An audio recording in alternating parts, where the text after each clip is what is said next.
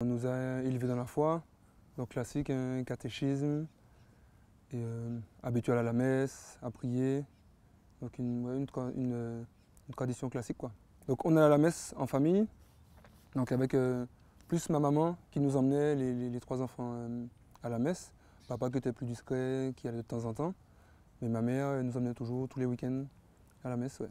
Donc j'allais au catéchisme, plus par obligation. Donc bon, déjà en tant que petit, on suit naturellement, on ne se pose pas trop de questions. Et honnêtement, j'étais content de finir avec la confirmation. Comme on dit, c'était la dernière case que j'avais cochée. Comme ça, plus d'obligation d'aller à la messe, au catéchisme. J'étais enfin libre, quoi. Et je me souviens, l'anecdote, ma mère était présente à ma confirmation. Donc à la messe, etc., on était une centaine de jeunes. Et à la fin de la messe, ma mère m'a dit qu'elle avait honte. Parce que sur les bancs de l'église, je ne savais même pas ce qui se passait.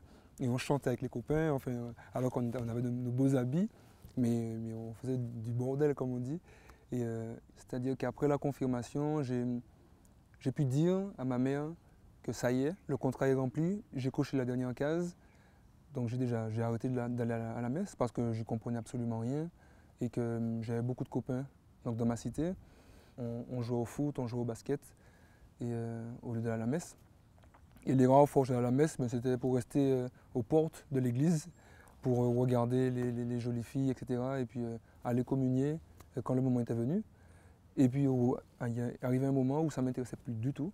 Puis j'ai fait pas mal de bêtises, on va dire.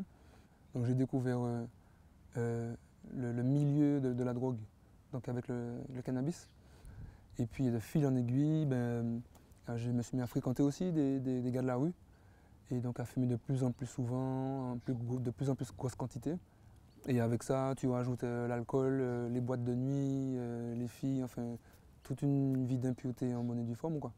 Et donc tout ça, je me plaisais dans tout ça, parce que je trouvais une certaine liberté.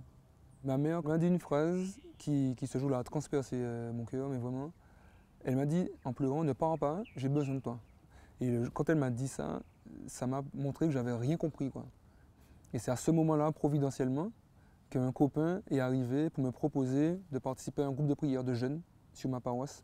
Et donc je l'ai suivi. Et puis depuis là a commencé un cheminement spirituel.